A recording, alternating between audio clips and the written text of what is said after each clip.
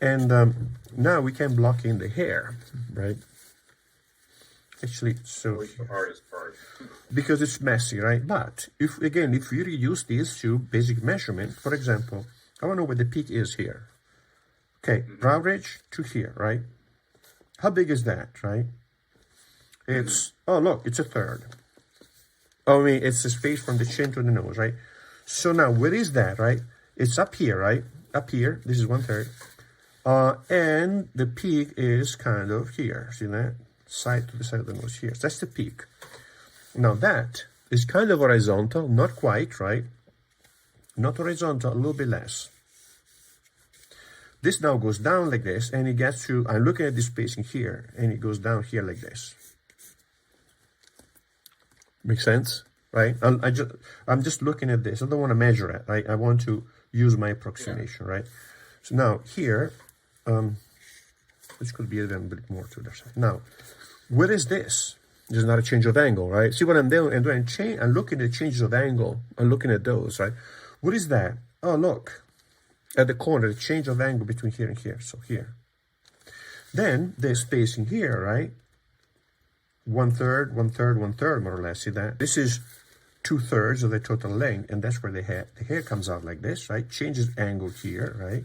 And then it goes down to more or less here, right?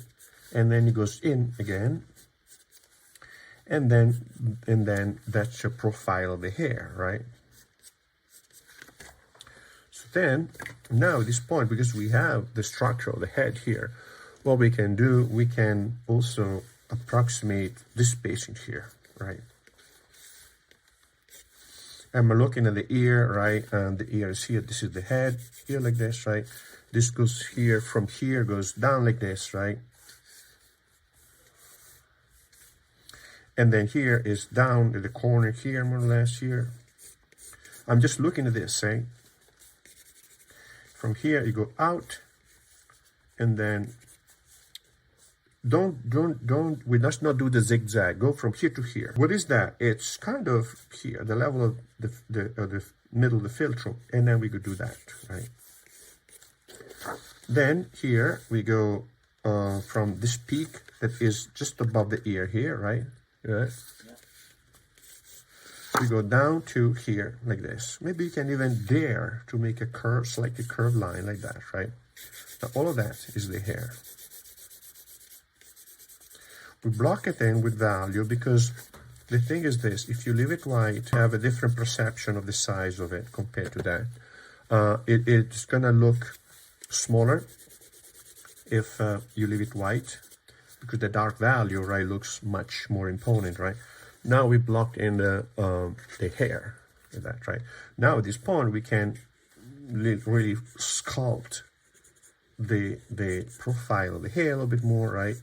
Adding some curls, some little bumps, etc. But we first establish the structural, like the geometric, right, aspect of the geometry involved with the volume of the hair, right? Like that, right? So you need to. So the thing is this: we obtain a drawing that looks quite like him without trying to imitate him. We were capturing certain information that we needed. We knew that information would have gotten us to the point where we wanted to get, right?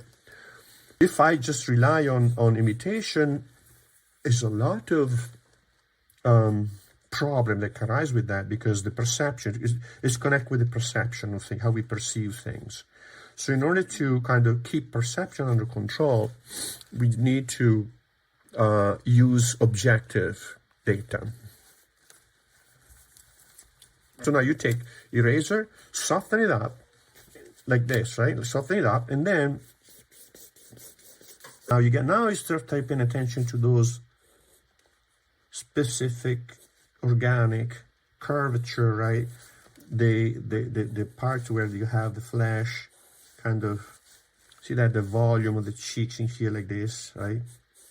Coming over like that. Now it can become more organic.